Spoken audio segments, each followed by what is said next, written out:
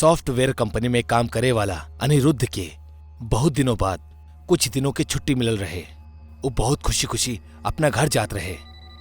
तभी ओकर पापा ओकरा फोन कैले। हाँ पापा, हाँ चिंता मत करी, हम जल्दी पहुंच जाए। जल्दी अइहा, पर गलती से भी जंगल के शॉर्टकट रास्ता मत लिहा, वो रास्ता ठीक नहीं खे।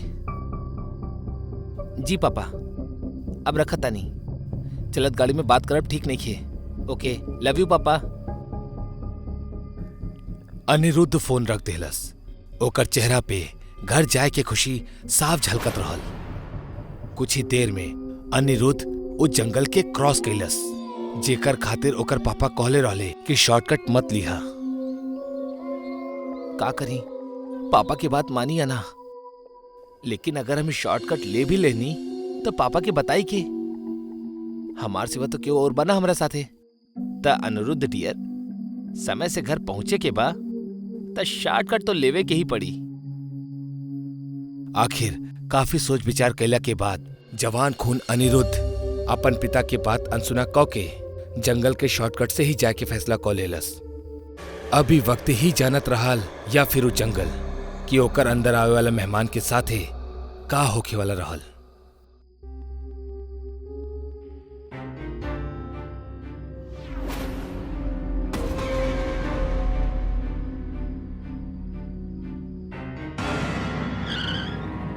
ओ गॉड,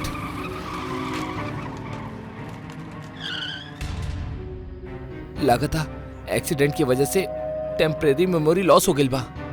कुछ समझ में ना आवत रहे कि हम कौन सी ओर से आयल रहनी, हिन्ने से या हुन्ने से। एक्सीडेंट से लगल चोट के दर्द के साथ साथ अनिरुद्ध जंगल से बाहर जाए वाला रास्ता पर चले लागल। लेकिन कुछ ही देर बाद वह रास्ता से वापस एक्सीडेंट वाली जगह पर पहुंच गए जहां से वो आयल रहे। ई देख अनिरुद्ध बुरी तरह से डर गए। ई कैसे हो सकेला? हम उ तरफ आगे बढ़ल रहनी, फिर यही कैसे आ गई नी?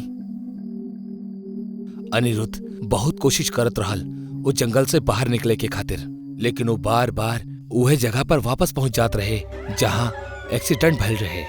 लेकिन तब भी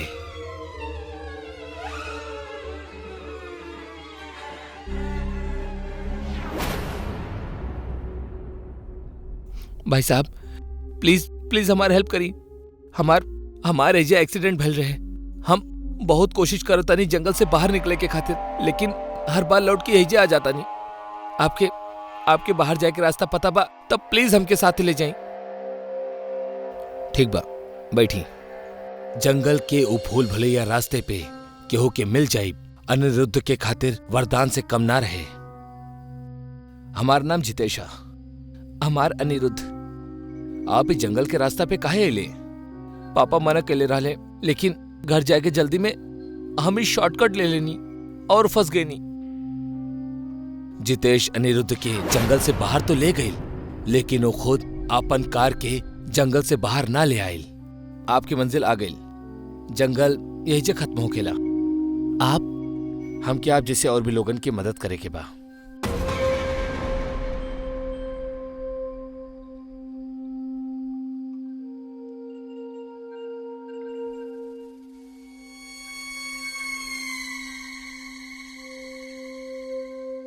बबलू भाई, आपके भाई जंगल में का मर गए?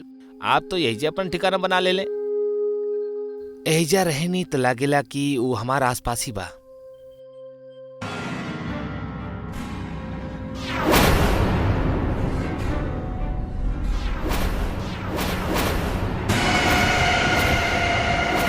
एक मरल आदमी अनिरुद्ध के जंगल से बाहर छोड़लस। ई सोचा थी ओकर हालत खराब हो गई। जंगल के शॉर्टकट में ओकर साथ एक के बाद एक भयानक एक्सपीरियंस होखत रहे। वो पूरी तरह डर गल रहे और एक बार फिर वजह से दूर जाए के खातिर वो एको दौड़ लगौलस। वो दौड़त ही जात रहे, लेकिन कुछ ही देर में वो थक के हाफत एक जगह रुक गई। तबे ओकर नजर सामने गई। ओकर नजर के सामने ओकर कार रहल। वो फिर वहीं पहुंच गए जहां ओकर एक्सीडेंट भइल रहे। ई का हो रहल बा हमार साथे? हम पागल हो जाए। हम बार बार यही जे कहे आ जाता नहीं। काहे कि तू भी हमार तरह मर चुकल बाड़ा और एक एक खबर तोहरा नहीं खे। वो देखा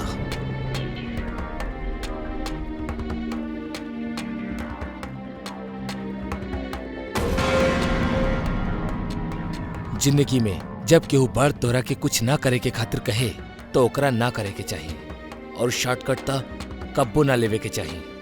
उस शॉर्टकट में अनिरुद्ध मर चुकल रहे।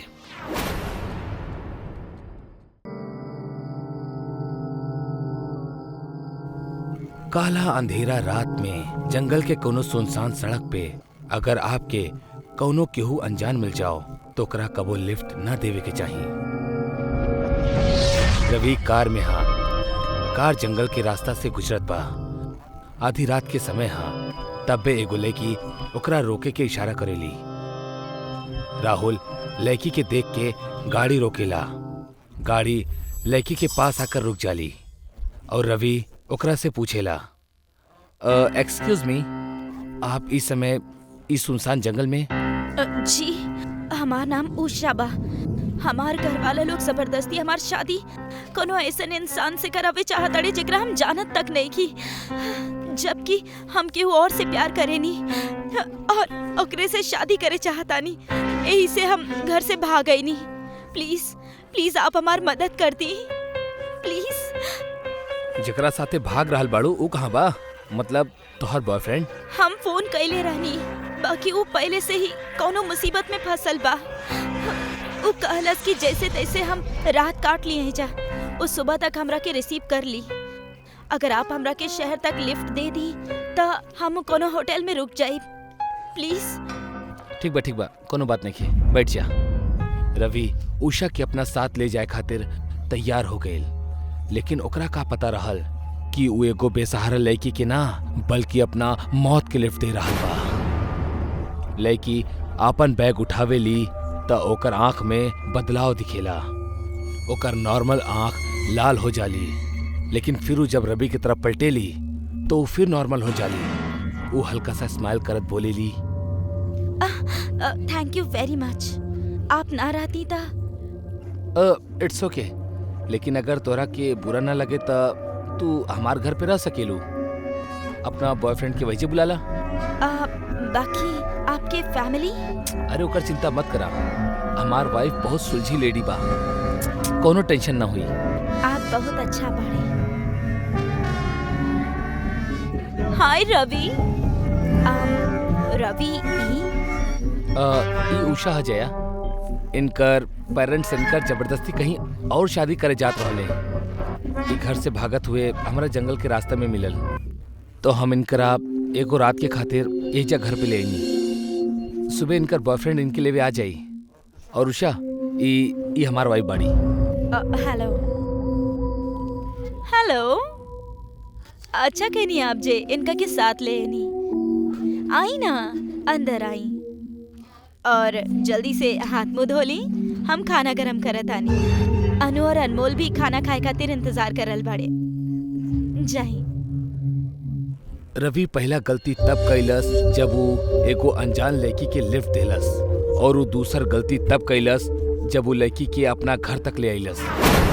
ऐसा कह के रवि अपना साथ साथ अपना परिवार के भी मुश्किल में डाल देलस।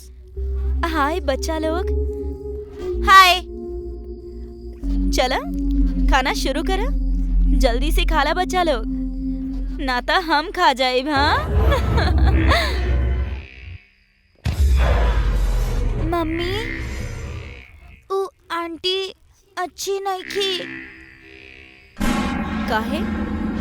का बहन? मम्मी ऊ चुड़ैल बाड़ी।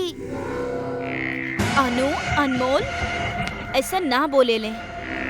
वो हमनी के मेहमान बाड़ी ना। ना मम्मी, दीदी सही करल बाड़ी। उनकर आँख। बच्चा लोग बहुत हो गई, सुझ जा। ओफो, ये लाइट के भी अभी जाए के रहे। बाहर तो सबके घर में लाइट बा, सिर्फ हमनी के यहाँ ही लाइट नहीं खे। लगातार फ्यूज ढीला हो गइल बा। हम जरा देख क्या होता नहीं। रवि जाए के खातिर उठे लागल कि तब्बे मौत के खेल शुरू हो जाला। बिना लाइट के ही सीलिंग फैन स्पीड से चले के खातिर सब घबरा जाले। रवि तनी देखा ही ई पंखा बिना बिजली के कैसे चला था? हमार तो कुछ समझ में ही ना आवता का हो रहल बाई।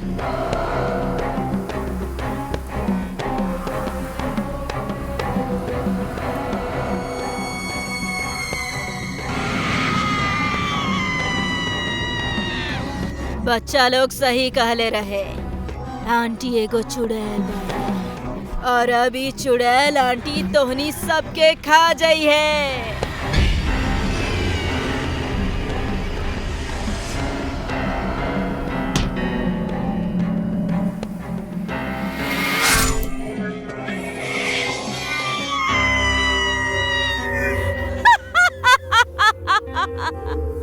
लोगन की मदद करब बहुत अच्छी बात बा, लेकिन केहू भी अनजान के मेहमान बना के घर कब्बो न लावे के चाहिए। काहे केहू भी कब्बो भी खूनी मेहमान बन के आपके परिवार के खत्म कर सकेला।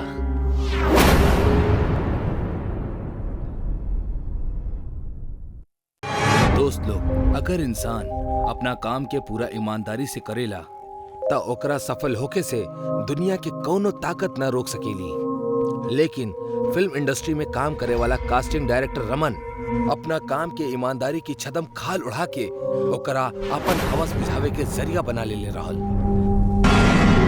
यार संदीप, पूरा एक वीक निकल गई, लेकिन अभी तक हम वर्मा सर के हॉरर फिल्म के हीरोइन ढूंढे ना पाईनी। अगर ऐसा नहीं चलत रहल ना तो ये काम हमारा हाथ से जा देर ना लगी।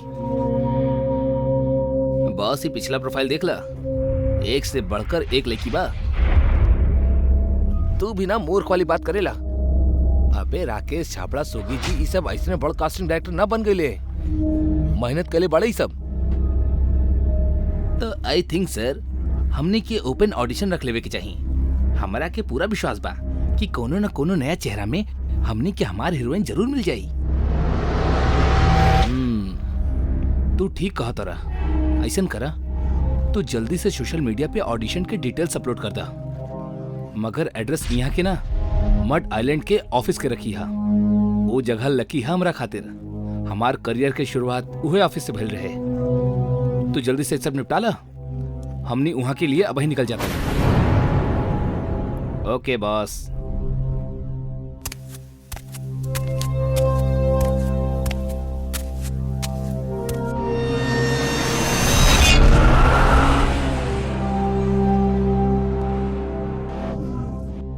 रमन और संदीप मड आइलैंड वाला ऑफिस पहुंच के ऑडिशन के सेटअप करे में जुट गए।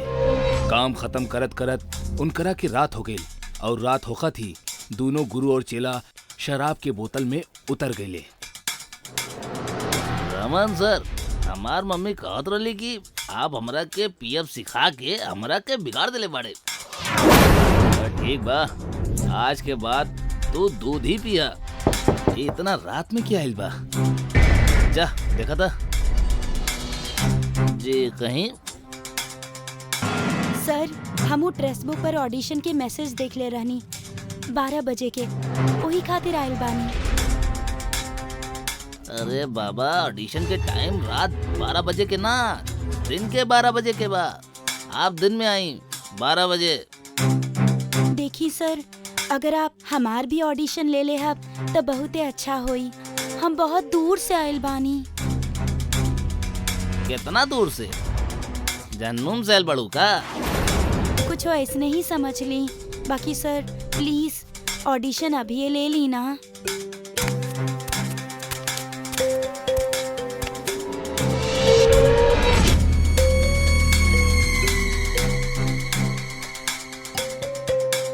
संदीप इतना रिक्वेस्ट कर रहा बाड़ी ता ले लेवल जा ऑडिशन।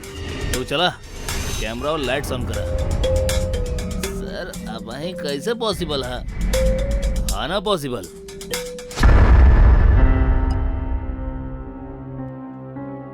संदीप जी, अगर चाही तो सब कुछ पॉसिबल बा। आप वैसे भी सब कुछ मैनेज कर लेवे नी। आप हमार नाम कैसे जाने ली? बस ऐसे ही जाने नी।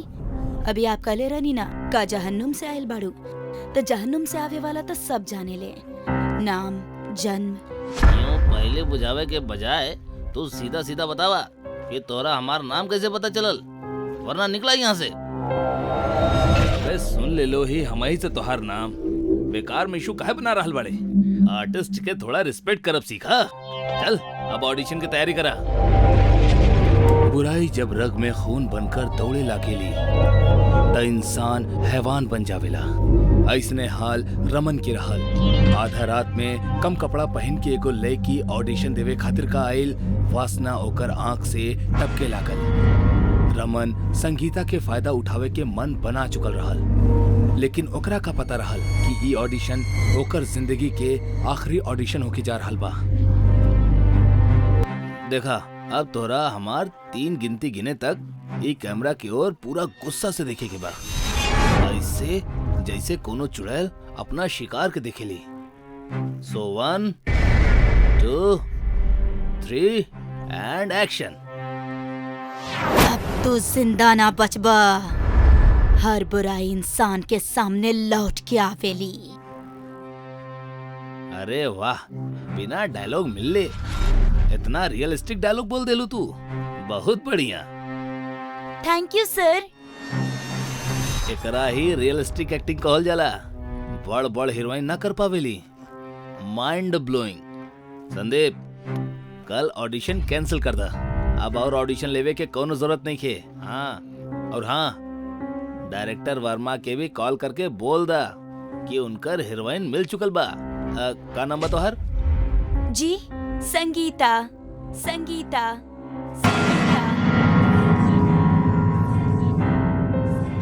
संगीता।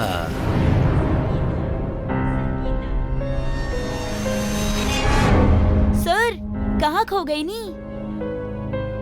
ना कुछ ना, तहार नाम सुन के कुछ याद आ गल रहे। संदीप, तू का बोला ताड़ा, कैसन लागल? अच्छा ऑडिशन रहल सर। हमार खराब बिहेवियर के लिए सॉरी संगीता जी। इट्स ओके।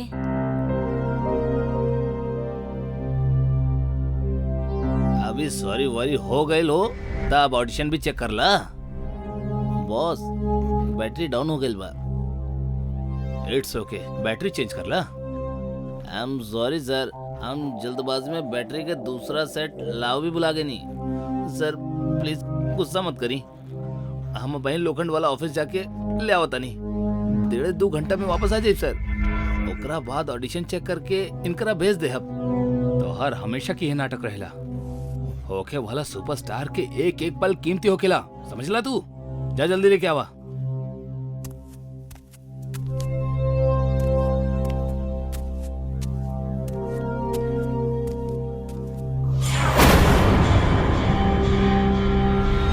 हमनी के लगेला जौन वक्त गुजर गई वो गुजर गई, अब लौट के कब न आई।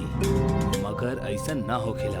वक्त वो खेती होखेली जहाँ हर बीते वक्त में हम अपना हाथ से अपन कर्म बोवेनी, और एगो समय के बाद अपना कर्म के फसल के हमनी के खुद ही काटे के पड़ेला। आज रमन के कर्म के फसल कटे के समय आ गल रहे। एक्चुअली मूवी में तो हर कैरेक्टर बहुत ही बोल्ड और स्ट्रांग है। ये हॉरर मूवी में हीरोइन अपना मौत के बदला लेवेली, थोड़ा एक्सपोज भी करे के पड़ी। आपके कोनो प्रॉब्लम तो नहीं है ना? ना सर, हमरा कौनो प्रॉब्लम नहीं है। आजकल तो ये सब कॉमन बा।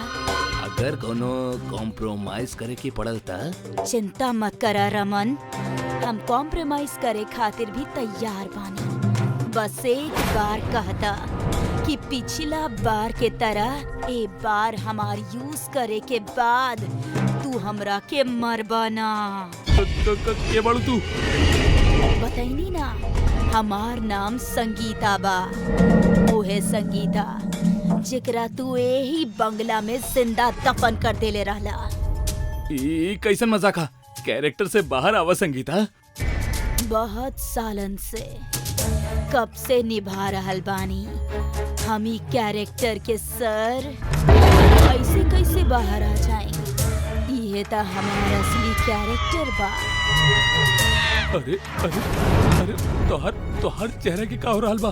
अरे वैसे ही हो जा रहल बा जैसे तू कइले रहला। इहे जगह तू हमरा के जिंदा गाड़ ले रहला ना, अब हम तहरा के यहाँ गाड़ दे। यहाँ अकेला रहत रहत हम बोर हो गइल बानी रमन। तू रहबा त मजा आई। ना ना ई ना हो सकेला। तू तो मर चुकल बाड़ू ना, फिर तू यहाँ कैसे आ गेलू? जब बदला के गुस्सा आसमान के चीर देवेला ना रमन, तब मरल लोग लौट आवेले। ना संगीता, प्लीज हमरा के माफ कर दे। हमरा से बहुत बड़ गलती हो गई। हमरा कैसे ना करे के चाहत रहे। माफ कर दे प्लीज हमरा के माफ कर दे। तहरा जैसन लोगन के हाथ मर के जौन लड़कियन चुड़ैल बन जाली, उनकरा पास माफी ना मौत होखेला, मौत। आज के हमारी ऑडिशन तो हर जिंदगी के आखिरी ऑडिशन रहे रमन। अब तू ऑडिशन लेवे के बहाने कौनो भी लड़की के शोषण ना कर पैबा। ना प्लीज हमरा के मत मारा, प्लीज हमरा के मत मारा। जिंदगी में एक बात हमेशा याद रखिया दोस्त लोग, बुरा कर्म के जौन फसल हमनी के बोई ले जा, ओकरा इहे जन्म में हमनी के काटे के पड़ेला। संदीप ई बुरा कर्म से दूर रहल, यही से बच गई। लेकिन आप लोग भूल से भी केहू लड़की के ना शोषण करिहा और ना ही करत हुए दिखिहा, वरना संगीता आज भी यही चे बाड़ी हमनी सबके बीच। अकेलापन इंसान के खातिर बहुत खतरनाक होखेला। अगर ये अकेलापन केहू के जिंदगी में बा तो ओकरा अपना अकेलापन के दूर करे के खातिर कौनो आदत पाल लेवे के चाहिए, या आगे बढ़ के लोगन के दोस्त बनावे के पहल करे के चाहिए। मगर भूले से भी केहू बेजान चीज के साथ दिल लगावे के गलती ना करे के चाहिए। लेकिन ये गलती करे से सूरज खुद के रोक ना सकल। सूरज बेशक एगो अच्छा नौकरी करत रहल, खूब पैसा भी कमावत रहल, मगर शहर के भागम भाग में वो एकदम अकेला रहल। नौकरी से घर वापस आके सोवे से पहले तक घर के सजावल और सजा के ओकरा वापस बिगाड़ल सूरज के रूटीन वर्क रहल। ऐसन करके वो खुद के व्यस्त रख के अपना अकेलापन के दूर करत रहल। सूरज के ई तरीका ही शायद सही रहल। ओकरा ई अजीब सन की व्यवहार से ना तक केहू के परेशानी रहल और ना ही खुद के कोनो नुकसान। लेकिन एक दिन अखबार पढ़त पढ़त ओकर नजर इश्तिहार पर चल गई, जौन बोले वाले इलेक्ट्रॉनिक गुड़िया के सहारे लोगन के अकेलापन दूर करे के दावा करत रहल। इश्तिहार देख के ही सूरज एक्साइटेड हो गई और वो दिहल गई वेबसाइट पे जाके वो गुड़िया के खरीद लेहलस। लेकिन वो मासूम के का पता रहल कि वो बोले वाली गुड़िया ना अपना मौत के खरीद रहल बा। सर आपके पार्सल। सर यहाँ साइन कर दी।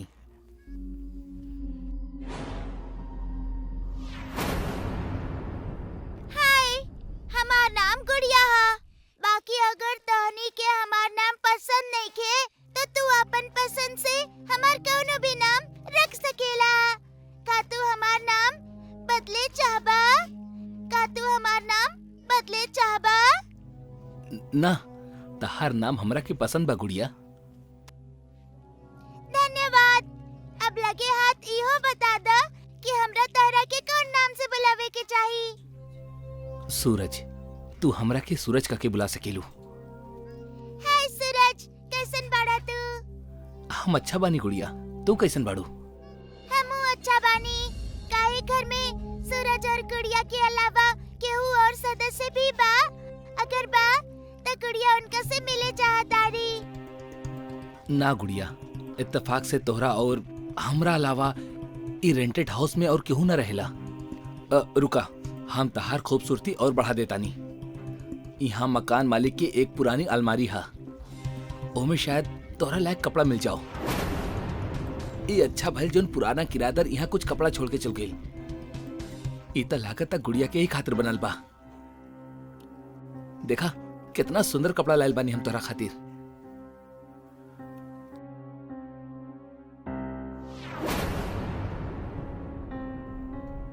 तू बहुत सुंदर लग रहा बाड़ू। अकेलापन से जूझ रहा सूरज पहले तो बिना सोचे समझे बेजुबान डॉल लेलस, फिर ओकरा एगो अनजान के कपड़ा पहना देलस। वो कपड़ा तान्या के रहल। तान्या एक नंबर के जिद्दी लड़की रहल। ओकरा मोबाइल पे कहानी सुने की आदत रहल, जेकरा चलते एक दिन ओकर पापा ओकर मोबाइल छीन ले। पापा, हम कितना बार मना कैले बानी कि ऐसे हमार मोबाइल मत लिहल करी। हम मोबाइल ले लेना बानी, हमरा लेवे के पड़ल तान्या। ये मोबाइल के वजह से ना तू पढ़ेलू और ना लिखेलू, बस सारा दिन ए पे कहानी ही सुनेलू। ऐसे ही करत रहबू तब फेल हो जाइबू। आज आपके हमार पास और फेल होकर दिखाई दे रहल बा। बचपन से लेके आज तक जाने कितना एग्जाम्स भइल बा, तब कहे ना आयल रहे प्यार सामने। माँ के सहेलियन से फुर्सत ना रहे और आपके अपन काम से। माँ बाप के रहते भी अनाथन के तरफ बढ़ भइल बानी हम। तू बढ़ ही ना भइल बाड़ू तान्या, बदतमीज भी हो गइल बाड़ू। इतना ही गुस्सा आ रहल बा तो जाए से पहले मार ही दी ना हमरा के, सारा प्रॉब्लम ही खत्म हो जाई। तोहरा के जौन करे के बा करा, मरल चाहतारू तो मर जा, लेकिन ये मोबाइल अब तहरा के ना मिली। यही के वजह से तहर ई हाल बा। ठीक बा डैड, अगर आप ये चाहतानी तो ये है सही। शायद हमार मरे से ही आपके खुशी मिली।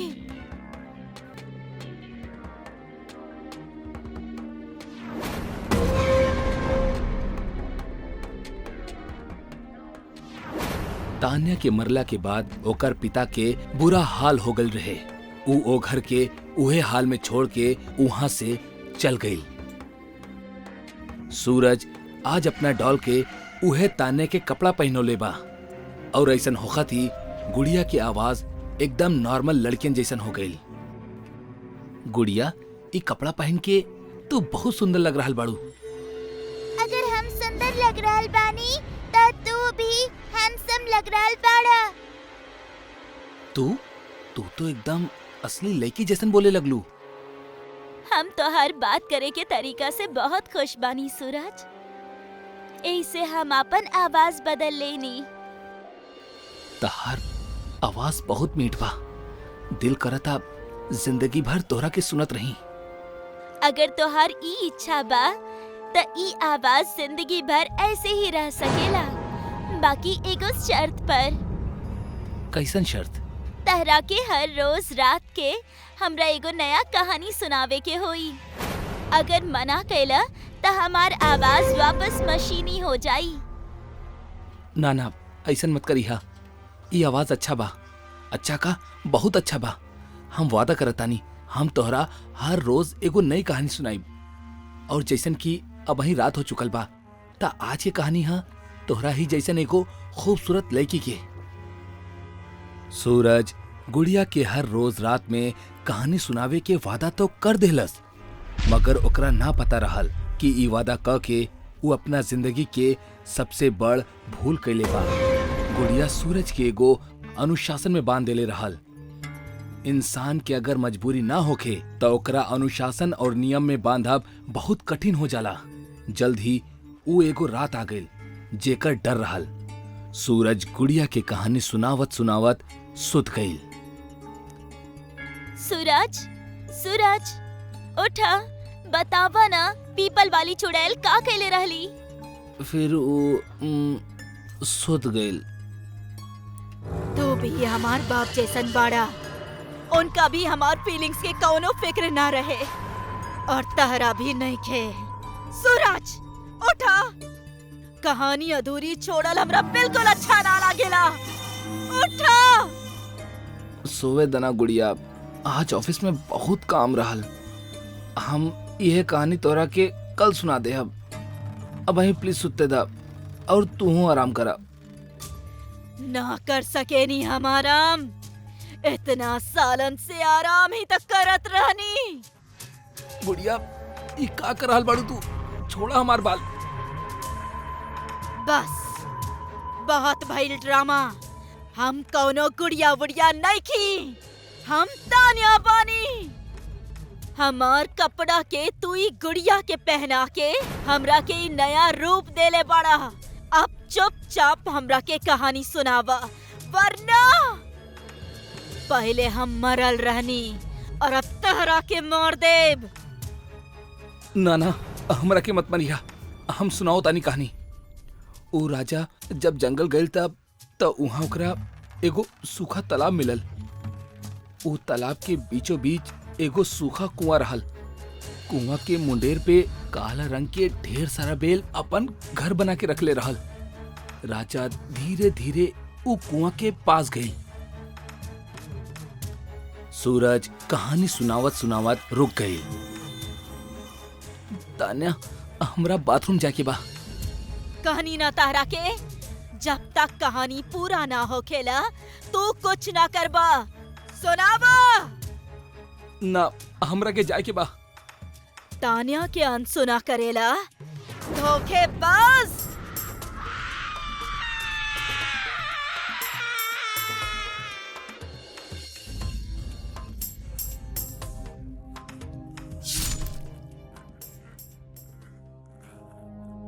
मौत जिंदगी के एक ऐसन मोड़ हा जौन कब्बो भी सामने खड़ा हो जाला, लेकिन अगर सूरज ध्यान देले होखत तो ऊ अपना मौत से बच जात। अकेलापन दूर करे के खातिर हमनी बनावटी चीज के इस्तेमाल कब्बो न करे के चाही। ई बनावटी चीज हमनी से हमार असली अपनापन छीन लेवेला। यही से हमनी वो दोस्त बनावे के चाही जौन सामने दिखाई देवेले, जिसमें जान हो, एहसास हो और प्यार हो। तान्या मोबाइल की वजह से ही मरल, सूरज, गुड़िया और तान्या की वजह से। अब ना जाने केकर अकेलापन के नंबर हा। हमरा से वादा करके ओकरा तोड़े की यह सजा बा, मौत।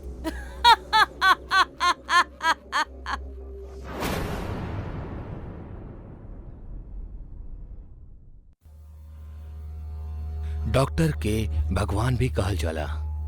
ई एगो विश्वास के रिश्ता होला, मगर कैसन होई अगर जीवन दे वाला ही मौत के शैतान बन जाओ। जेकरा अमृत समझनी उहे विष निकल जाओ। डॉक्टर अंशुमन बहुत ही काबिल रहले। न जाने कितना ही लोग ओकरा इलाज से ठीक होके ओकरा के दुआ देकर गईले, मगर ऊ रात ओकरा सर पे शैतान सवार हो गल रहे। रुका सिस्टर, ई का कर रहल बाड़ू? नथिंग डॉक्टर, पेन किलर देत रहनी। सुबह तक एकरा के होश आ जाई और पुलिस भी आ जाई, फिर सबके पता चल ही जाई कि कौन हैवान एकरा साथी सब कैले बा। ना तू जनरल वार्ड में जा, हम एकरा देख ले हब। ओके डॉक्टर। हाँ विवेक बोला।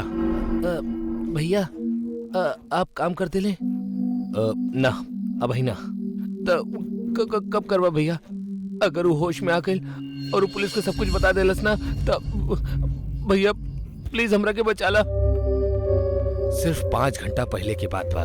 बिस्तर पे जिंदगी मौत से लड़ रहल सौम्या विवेक से गाड़ी धीरे चलावे के जिद करत रहल, पर विवेक गाड़ी के स्पीड बढ़ावत ही जात रहल। बार बार बियर पिए के जिद भी करत रहल। अरे बियर पिए से कुछ ना होला। अरे it's just like a cold drink.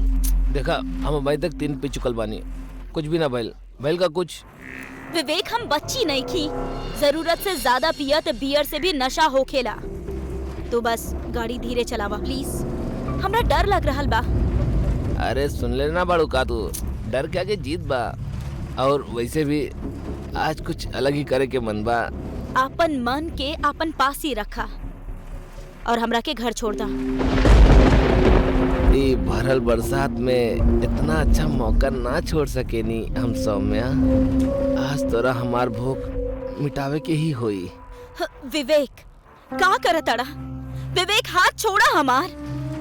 तू नशा में बाड़ा विवेक, छोड़ा। आज हम तोरा घर छोड़े के खातिर साथ न लाइल बानी। आज हम तो से तोरा ऊपर खर्च कोइल हर एक पैसा के वसूल करे के खातिर लाइल बानी।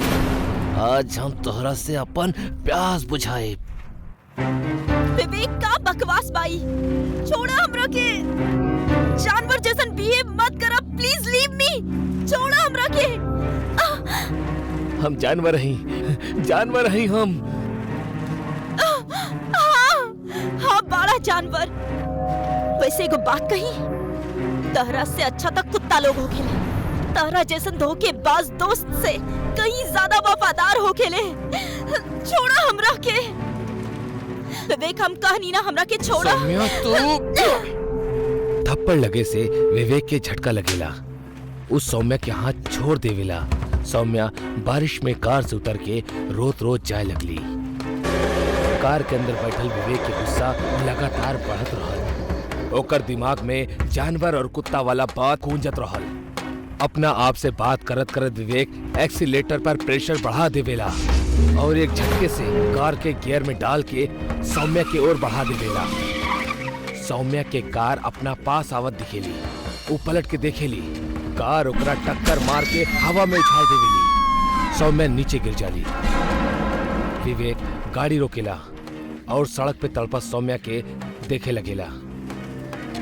विवेक गुस्सा में आके सौम्या के ऊपर गाड़ी चढ़ा देवेला और गाड़ी चढ़ाइला के बाद खुद के पुलिस से बचावे के खातिर अपन बड़ भाई के अस्पताल में ले आयल। लेकिन वही जा आके ओकरा जैसे ही पता चलल कि सौम्या बच जाई, बस उहे पल वो अपना भाई के एक्सीडेंट के सारा सच बता देलस और उनकरा पे दबाव बनावे लागल कि उस सौम्या के मार डाले।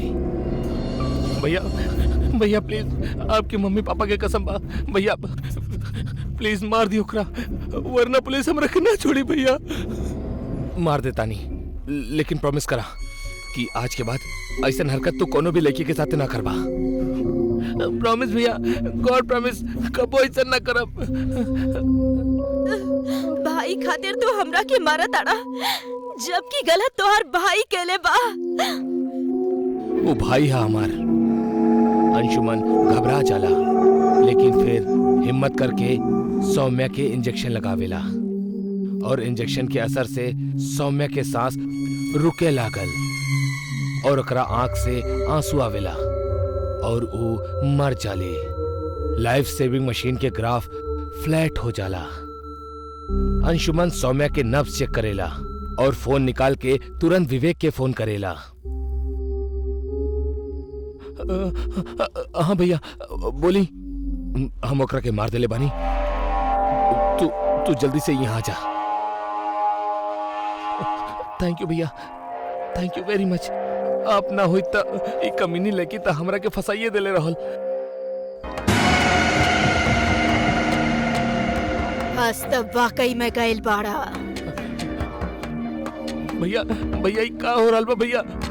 भैया ई का?